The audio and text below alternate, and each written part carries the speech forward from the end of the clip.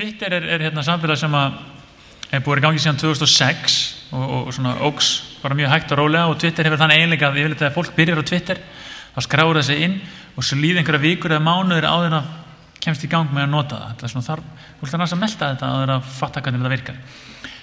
Bandaríkjamenn eru búin að fatta þetta og þetta voru algjör sprenging í Bandaríkjunum og eru að vaxa gríðarlega hratt, hraðast vaxandi samfélag í heimi í dag. Og núna þetta breiða svolítið úr sér hérna á Íslandi og það svona margt spennandi að gerast í íslenska Twitter-samfélaginu. Brian Suda að vinna hjá Klara og hann búin að vera að fylgjast með Twitter-samfélaginu og hann ætlar á Íslandi og ætlar að segja okkur aðeins frá því nánar. Brian.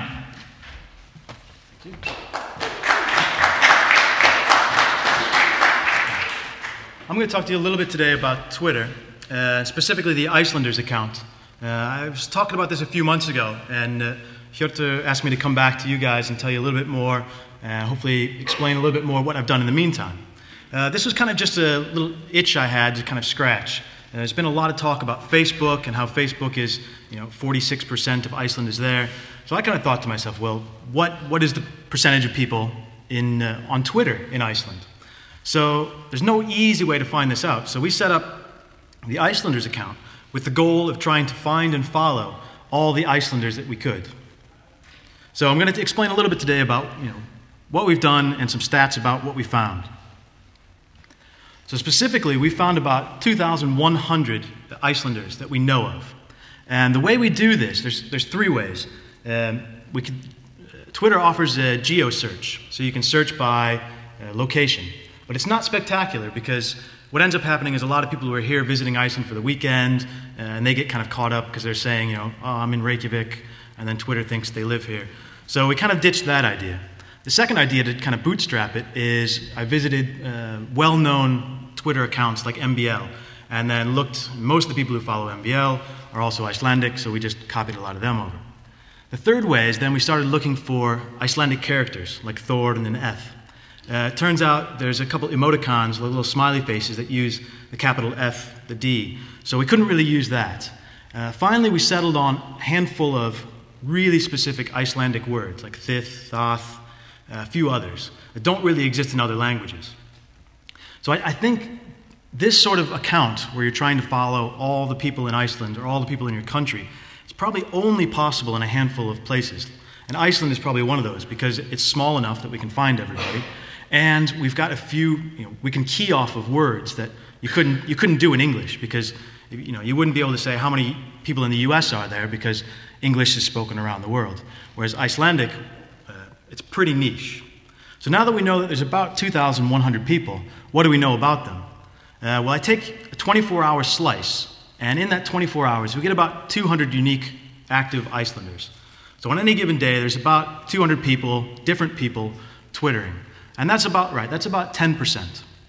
I should also say that the 2,100 that we found we only find them through the Twitter search. So you have to have been active. So that's actually probably the lower end. There's probably a lot more people in Iceland who have signed up for an account and then never use it. And because they never use it, we can't really find them. But the minute they say something, we're on top of it. So the 200 people that tweet or on Twitter on a daily basis tweet about 900 messages.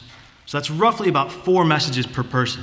And if you kind of think about your own activity, maybe you only tweet once. That means there's someone else who's filling in the gap. So once we've got that information, what can we do with it? We can start to break it down by day.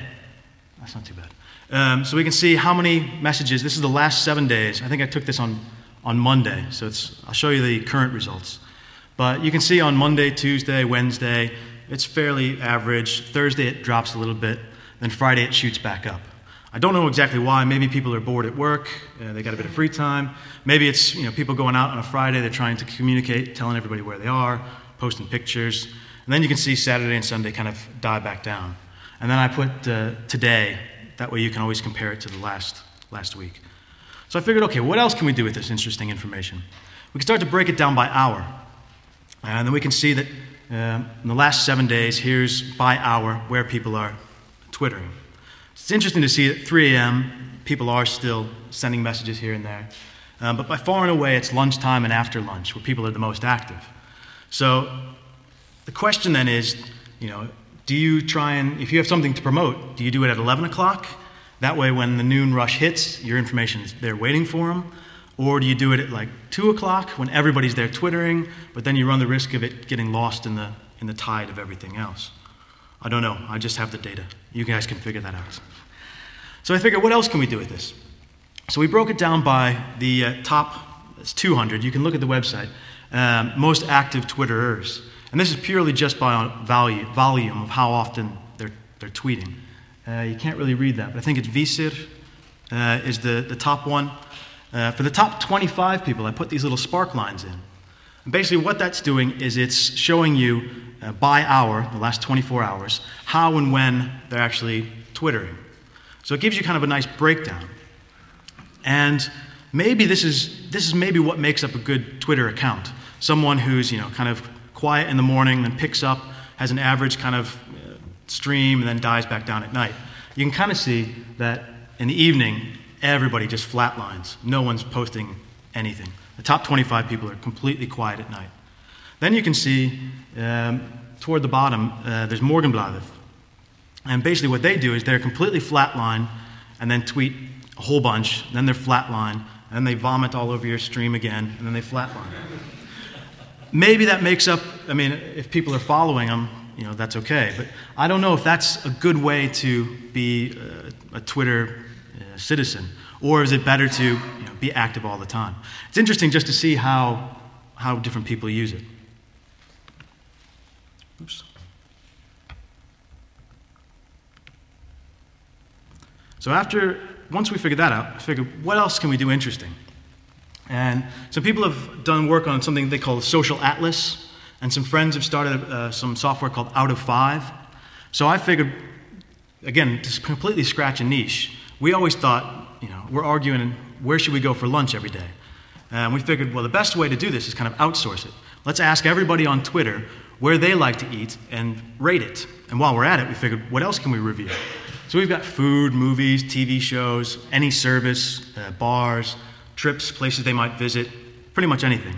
And the way you do it is you just send a message to @Icelanders, then the place name, then some sort of rating between 0 and 5, and then your message and a hashtag. So an example here is just send a message to Icelanders and say Salurinn, 5, it's a great location to hold a conference, and this is in the service category. So if we kind of look at what this looks like, this is an example for food. People are rating different restaurants, and they're giving it a 0 through 5 rating. And we're going to slowly collect all these, and as more and more people use this, we'll get a better and better rating system, and then we'll take the average of everybody's. So then you can just simply go to this page and find a good place to eat. That's the hope. So we can just be lazy and pick one off the list every day for lunch. So what were some of the future improvements, some of these ideas that we had potentially to make this a bigger and better system? And this is where it starts to get interesting. We're thinking about localizing trends for just Icelanders. You can't really read that. Twitter has the whole cloud of hot topics. And that's interesting, but not really interesting at a small level such as Iceland. So once we've found all the Icelanders, we can start collecting just their messages, start doing interesting things with them, and find out what those 200 to 2,100 people are actually talking about. So I would guess some of the trending topics might be earthquake. So we can see, the minute earthquake happens in Iceland, people are twittering about it. Again, it's not enough volume to make it to the Twitter hot topics list, but from a subset, it could be really interesting. Other things like WikiLeaks, protests, people's feelings about the European Union, and then special events like the women's football team, or even things like Michael Jackson, which we might want to see how Icelanders are interested in the same topics as the rest of the world. I'm not sure, I'll eventually get around to doing this, but I'm just lazy. And it's harder than you think. We were playing around with this, and it's quite difficult. But it could be interesting, and I'd love to hear some of your thoughts as well. Maybe the trending topics in Iceland will just be exactly what they are on Twitter. I doubt it, but maybe.